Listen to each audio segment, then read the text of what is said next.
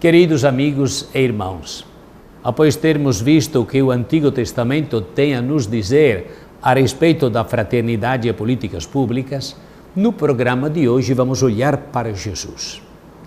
Jesus de Nazaré, em seu tempo, conviveu com o fenômeno do Estado e do exercício do poder por determinadas lideranças políticas. Acolhendo as esperanças religiosas de seu povo, as quais incluem dimensões sociais e políticas bem definidas, Jesus de Nazaré anunciou o Evangelho do Reino de Deus em um determinado contexto histórico.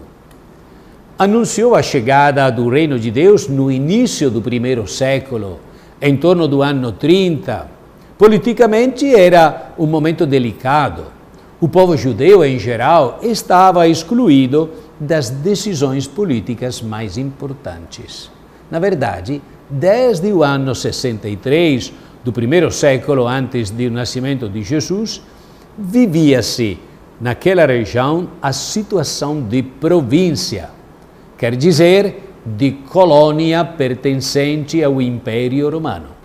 Assim, o povo perdia grande parte de sua produção de riquezas em razão de tributos, impostos, taxas pagos ao poder invasor.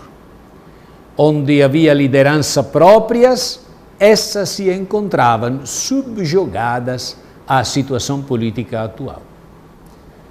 Qualquer tipo de resistência corria o risco de supressão violenta.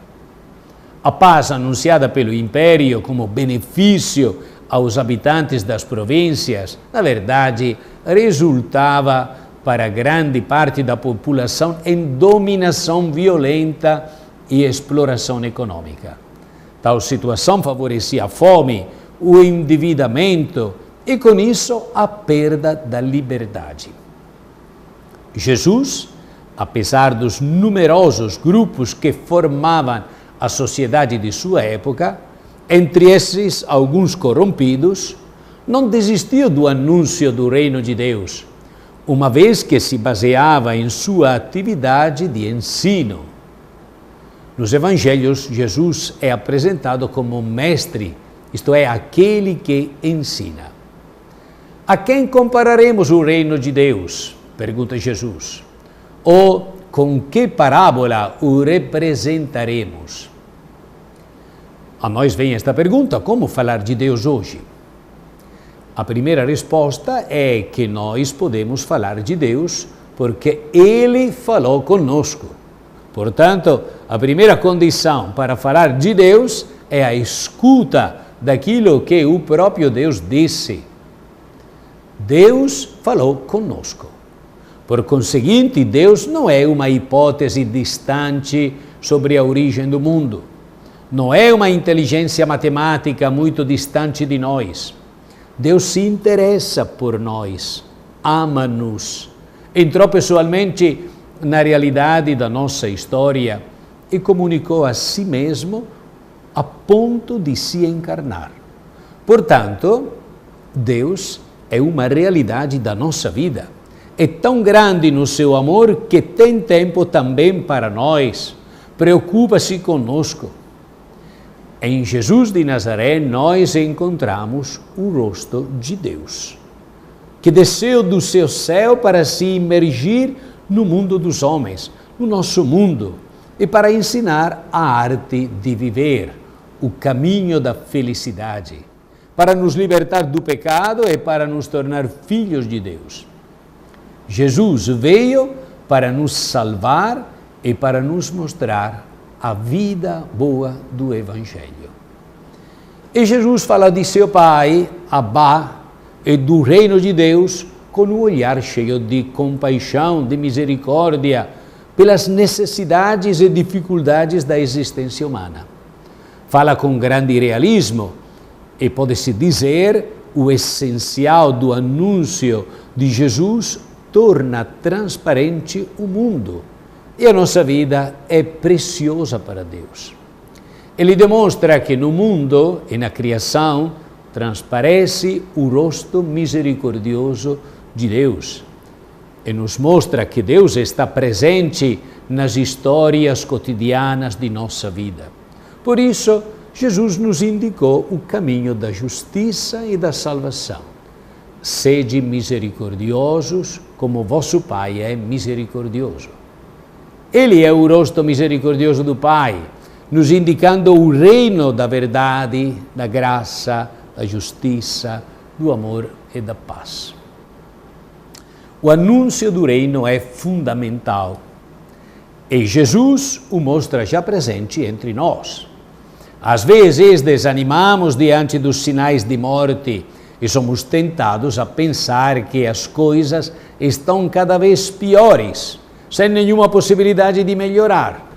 No entanto, somos levados a crer que o reino está acontecendo de maneira escondida, suave, e nossa vida de discípulos missionários contribui na edificação.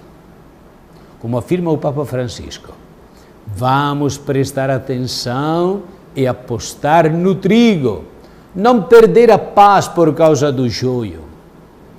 É preciso ainda estarmos convencidos de que, com nossas ações, colaboramos para que o reino vá se antecipando entre nós, mesmo que de forma parcial e imperfeita.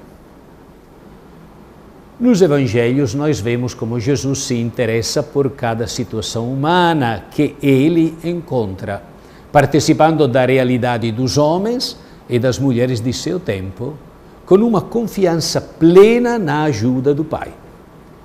Os discípulos que vivem com Jesus, as multidões que o encontram, veem a sua reação aos problemas mais diversos. Veem como ele fala, como se comporta, veem nele a obra do Espírito Santo, a ação de Deus. Nele, anúncio e vida se entrelaçam. Jesus age e ensina, começando sempre a partir de uma relação íntima com Deus Pai, sempre atento aos sinais do Pai. Assim como Jesus, devemos estar atentos para captar os sinais dos tempos em nossa época. Isto é, identificar as potencialidades, os desejos, os obstáculos que se encontram na cultura atual, de modo particular o desejo de autenticidade, o anseio pela transcendência, a sensibilidade pela salvaguarda da criação, e comunicar, sem temor, a resposta oferecida pela fé em Deus. Neste sentido, a Constituição Pastoral Gaudium et Spes do Concílio Ecumênico Vaticano II deu uma preciosa colaboração ao utilizar os sinais dos tempos como categoria teológica para perceber a realidade em seu tempo, convidando os cristãos a fazerem o mesmo. Jesus repetidamente encontrou-se com os mais frágeis e os mais vulneráveis. Entre os mais necessitados, os famintos ganham destaque. Percebe-se, pois, que a narrativa sobre a multiplicação dos pães é descrita 6 vezes nos 4 evangelhos. Com isso fica visível que os evangelistas, com certa preferência, pensam em Jesus como multiplicador dos pães. Jesus, ao ver a grande multidão, se enche de compaixão por eles e vai ao encontro de quem espera por ajuda. Começa a ensinar a multidão, pois o povo tem fome de palavras verdadeiras. Em seguida, ordena que todos se assentem na relva verde para assim indicar que ele, o Senhor, como bom pastor, quer que as pessoas repousem em pastos verdejantes. Enfim, em lugar de despachar o povo, aquele povo sofrido, como propõem os apóstolos, convida cada um a rever os próprios recursos. Quantos pães tendes? E de ver. Com isso, afirma que a solução não está simplesmente na compra de alimentos, usando uma maior quantia de dinheiro, mas sim na partilha de um recurso que já estava à disposição. Então estamos vendo já uma prática diferente, que é uma resposta aos problemas do povo.